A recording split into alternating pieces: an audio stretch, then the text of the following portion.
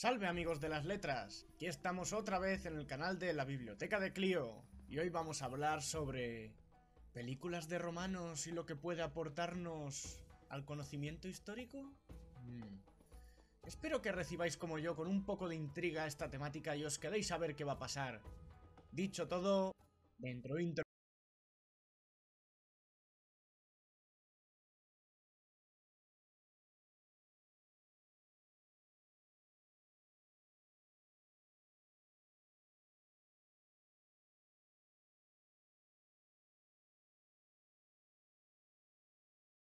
¿Una vez os habéis preguntado si es posible aprender sobre historia usando películas?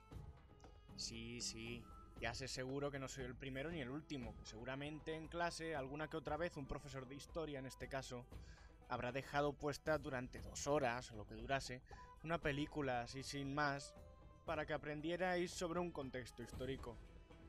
Eso no va a ser lo que haremos hoy. En su lugar, me he visto una comedia con un título que, como poco, sería merecedor de un sketch de los Monty Python. Se llama Golfus de Roma. Aunque el título original nada tenía que ver, porque venía a decir algo así como una cosa graciosa sucede de camino al foro, quedaba muy largo y decidieron dejarlo en Golfus de Roma, aunque nadie se llame así en la película. No le busquemos más sentido a las traducciones de títulos de films que se hacen en España. Esta película, dirigida por Richard Lester y estrenada en 1966, se podría catalogar como una comedia musical protagonizada por Zero Mostel en el papel de un esclavo mentiroso y tramposo de nombre Pseudolus, que ansía su libertad a toda costa.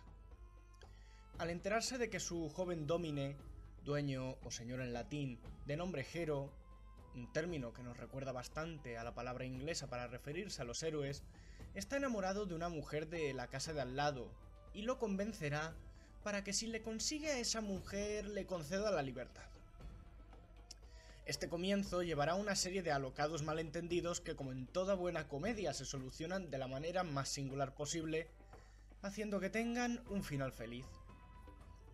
Pues bien, a estas alturas quizás os estaréis preguntando: ¿y a qué viene todo esto, Remus? Esperad un poco y os lo explico. Vamos a comentar dos cosas, un concepto y un personaje. El concepto en cuestión es la contaminatio y el personaje es Plauto. Para poder entender lo que va a venir a continuación, os explicaré un poco por encima lo que es una contaminatio. Para entender la contaminatio es necesario, por lo tanto, que hablemos sobre el origen del teatro latino. Pues bien, como en muchas otras partes de la cultura romana, vemos un claro ejemplo de cómo las primeras obras del teatro latino eran traducciones de obras griegas. El que inició el teatro latino fue Livio Andrónico, cuando en el 240 a.C. de nuestra era tradujo un drama griego al latín. Esto dio el pistoletazo de salida para que el resto de guionistas romanos se lanzasen a coger obras griegas y adaptarlas a la escena romana. Entonces salió a la luz otro guionista latino llamado Nevio, que en lugar de limitarse a traducir las obras las contaminaba, es decir, cogía el guión de una obra griega y le añadía actos, escenas o cambiaba un poco los personajes para crear una historia un tanto distinta. Entre los autores más destacados por utilizar esta técnica estaban Ennio, Terencio y Plauto, el autor del que hablaremos a continuación. Con el tiempo, el teatro evolucionó, las contaminatio se agotaron y nació el teatro latino en base a dos géneros: la fábula praetexta, que tiene este nombre por la ropa que llevaban los nobles romanos, y la fábula togata, la comedia sobre la gente de a pie, para que me entendáis. Para los que no conozcáis a Plauto, intentaré haceros un breve resumen sobre ¿quién diantres era este romano? Tito Macio Plauto fue un comediógrafo romano que vivió de mediados del siglo III a.C. hasta principios del 2 a.C. Aunque su vida es casi una incógnita, sabemos que vivió en la época de la Segunda Guerra Púnica y que se arruinó, pues tuvo que trabajar tirando de un molino. Algunos de estos detalles, como el lenguaje marinero y su labor en el molino, quedarán atestiguados a lo largo de su obra. En pantalla os dejo una lista de las comedias de este autor que a día de hoy se conservan.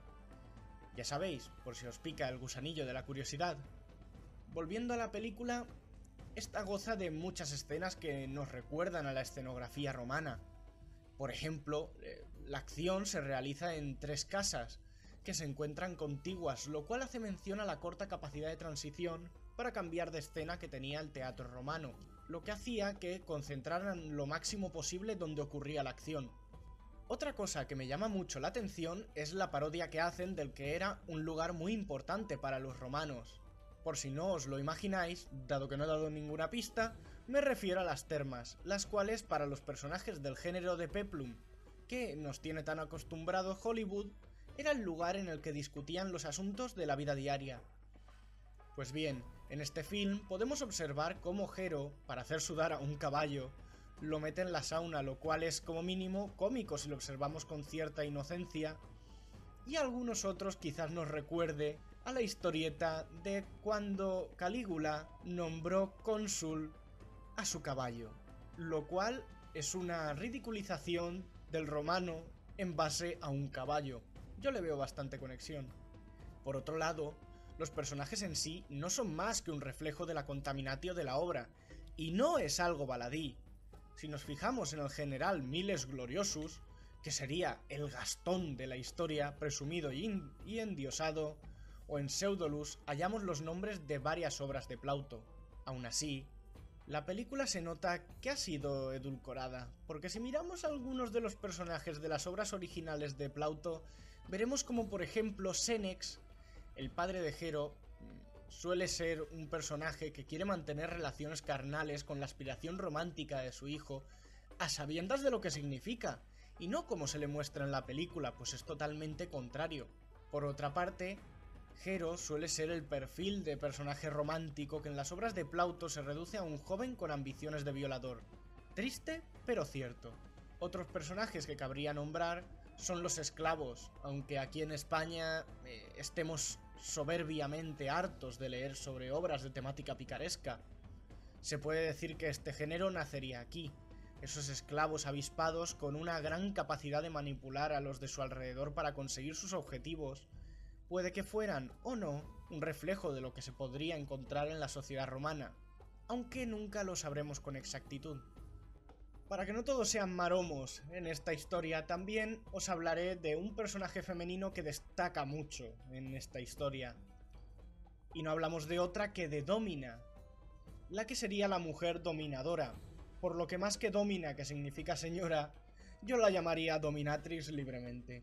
Es una mujer controladora de su familia y severa con el servicio de su casa, con poco sentido del humor y estricta con sus modales. Le gusta que esté todo como ella quiere, es algo egocéntrica y manipuladora, por lo que Senex, su marido, muchas veces simplemente se pliega a sus designios y hace lo que ella quiere sin meterse más ahí.